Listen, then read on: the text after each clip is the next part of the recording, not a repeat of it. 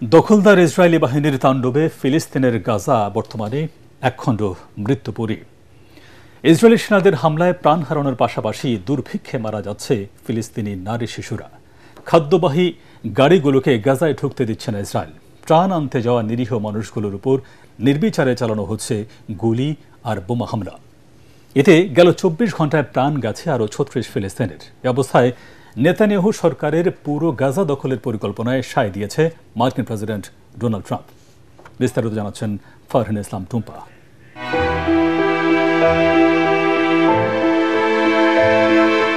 গাজা সিটির এই জিকিম ক্রসিং এর মতো খাদ্য বিতরণ কেন্দ্রের খোঁজ পেলেই ছুটছে শিশু কিশোর সব বয়সী মানুষ। একমুঠো খাবারের খোঁজে এমন হাজারো ক্ষুধার্ত ফিলিস্তিনি জানে না এই খাবার নিয়ে পরিবারের কাছে আর ফেরা হবে কিনা।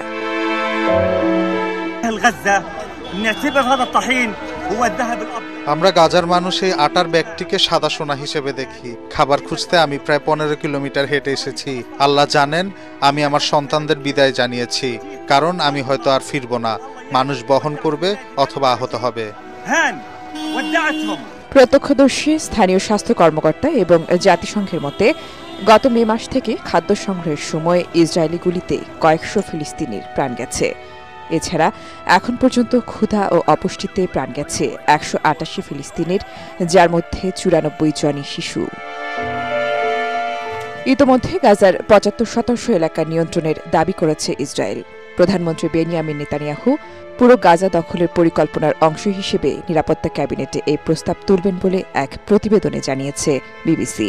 সাংবাদিকদের প্রশ্নের জবাবে ট্রাম্প বলেন, এই পরিকল্পনাকে বাধা দেবেন না তিনি। গাজার মানুষ যাতে খাবার পায় সেদিকে আমি নজর দিতে চাই। অন্য বিষয় নিয়ে আমি সত্যিই কিছু বলতে পারছি না। এটা মোটামুটি ইসরায়েলের ওপর নির্ভর করছে। পুরো গাজা দখলে নেওয়ার নেতানিয়াহুর পরিকল্পনা উদ্বেগ তৈরি করেছে আন্তর্জাতিক মহলে। এ বিষয়ে জাতিসংঘের শীর্ষ কর্মকর্তা মিরোস্লাভ জেনকা বলেন, গাজা সম্পূর্ণরূপে দখল করার পরিণতি ভয়াবহ হবে। আন্তর্জাতিক আইন এই বিষয়ে স্পষ্ট। গাজা ভবিষ্যতের ফিলিস্তিনি রাষ্ট্রের একটি অবিচ্ছেদ্য অংশ হয়ে থাকবে। গাজায় এখনও ২০ লাখেরও বেশি ফিলিস্তিনের বসবাস।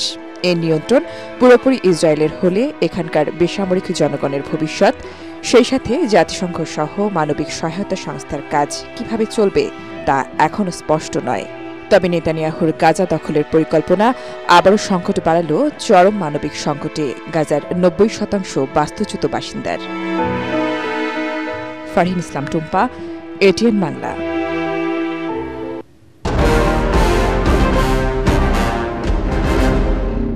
With all of that being said, this cannot continue. There will be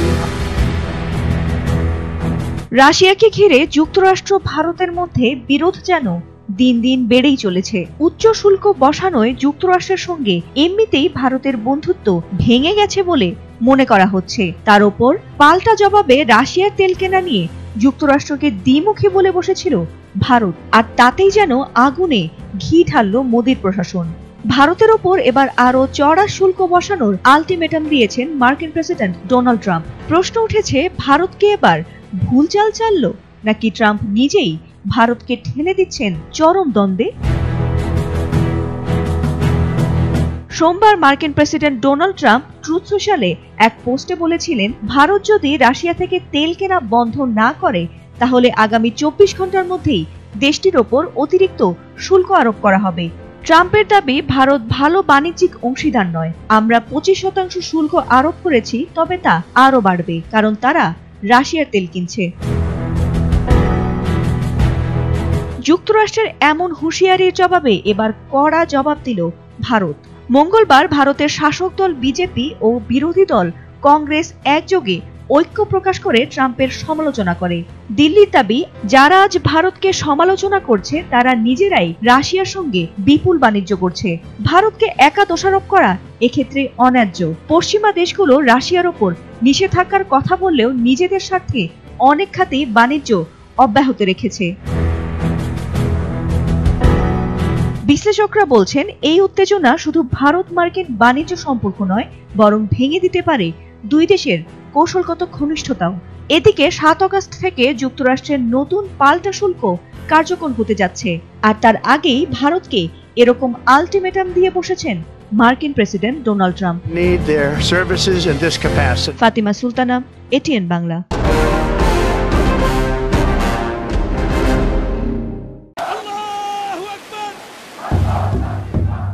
হুতি বাহিনীর আতঙ্কে ঘুম হারাম ইসরায়েলি প্রধানমন্ত্রী বেনিয়ামিন নেতানিয়াহুর। প্রায় প্রতিদিনই ইসরায়েলের বিভিন্ন শহরে প্রতিনিয়ত হামলা চালাচ্ছে হুতিরা। এছাড়া লোহিত সাগরেও হুতি আতঙ্কে ইসরায়েল বন্দরগামী জাহাজ চলাচল কমে গেছে প্রায় ৮০%। এবার ইসরায়েলের বেন গুরিয়ন আন্তর্জাতিক বিমানবন্দরে ক্ষেপণাস্ত্র হামলা চালিয়েছে ইয়েমেনের সশস্ত্র বাহিনী হুথি। হামলায় একাধিক প্যালেস্টাইন ২ হাইপারসনিক ব্যালিস্টিক ক্ষেপণাস্ত্র ব্যবহার করা হয়েছে এবং সেগুলো সফলভাবে টার্গেটে আঘাত এনেছে বলে জানিয়েছেন গোষ্ঠীটির মুখপাত্র ব্রিগেডিয়ার জেনারেল ইয়াহিয়া সারি। ইয়েমেনের আল মাসিরা টেলিভিশনের খবরে বলা হয়, জেনারেল ইয়াহিয়া সারি জানান, গতকাল ৫ আগস্ট তাদের ক্ষেপণাস্ত্র ইউনিট দখলকৃত ইয়াফার লর্ড এলাকায় অবস্থিত বেন গুরিয়ন বিমানবন্দরে হামলা চালায়। তিনি জানান, ক্ষেপণাস্ত্রগুলো সফলভাবে টার্গেটে আঘাত এনেছে। এতে বিমানবন্দরে বিমান চলাচল বন্ধ হয়ে গেছে এবং ব্যাপক আতঙ্ক ছড়িয়ে পড়েছে। ক্ষেপণাস্ত্রগুলো আঘাতের পর হাজার হাজার ইসরায়েলি ভয়ে এবং আতঙ্কে আশ্রয়কেন্দ্রে পালিয়ে গেছেন।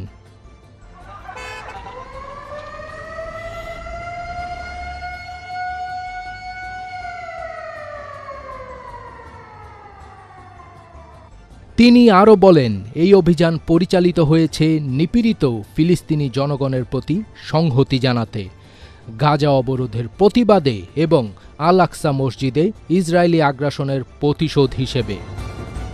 তিনি হুঁশিয়ারি দিয়ে বলেন, গাজায় ইসরায়েলের আগ্রাসন ও অবরোধ বন্ধ না হওয়া পর্যন্ত ইয়েমেনের সামরিক অভিযান অব্যাহত থাকবে। ইসরায়েলের স্থানীয় গণমাধ্যমগুলো জানিয়েছে, ক্ষেপণাস্ত্র হামলার সময় দখলকৃত ভূমির মধ্যাঞ্চল ও জেরুজালেমে সতর্কতা সাইরেন বেজে ওঠে। যদিও ইসরায়েলের সামরিক বাহিনী দাবি করেছে তাদের আকাশ প্রতিরক্ষা ব্যবস্থা ক্ষেপণাস্ত্রগুলো আটকাতে সক্ষম হয়েছে, তবুও হামলার কারণে বিমানবন্দরের কার্যক্রম দীর্ঘ সময় অচল হয়ে থাকে। এই ঘটনার মাত্র ২ দিন আগেই ইয়েমেনি সশস্ত্র বাহিনী তেল আবিব, আশকেলন এবং ইলাত শহরে ৩টি ড্রোন হামলা চালানোর দাবি করেছিল। তাদের স্পষ্ট ঘোষণা, ইসরায়েলের স্থল ও আকাশ হামলা বন্ধ না হওয়া পর্যন্ত এবং গাজার অবরোধ সম্পূর্ণ প্রত্যাহার না হওয়া পর্যন্ত এই প্রতিশোধমূলক ও সংহতিমূলক অভিযান অব্যাহত থাকবে। উল্লেখ্য, ইসরায়েলের চলমান হামলা ইতিমধ্যেই ৬১,০০০-এরও বেশি ফিলিস্তিনির প্রাণ কেড়ে নিয়েছে, যাদের মধ্যে বিপুল সংখ্যক নারী ও শিশু রয়েছেন। এছাড়া গাজায় খাবারের অভাবে দুর্ভিক্ষ অবস্থা বিরাজ করছে। এসব দেখেও যখন আরব দেশগুলো একদম নিশ্চুপ, ঠিক তখনই ফিলিস্তিনিদের সাথে সংহতি প্রকাশ করে প্রতিনিয়ত ইসরায়েলে হামলা চালিয়ে আসছে ইয়েমেনের হুথি বাহিনী। ফজবির তাজ, এটিএন বাংলা।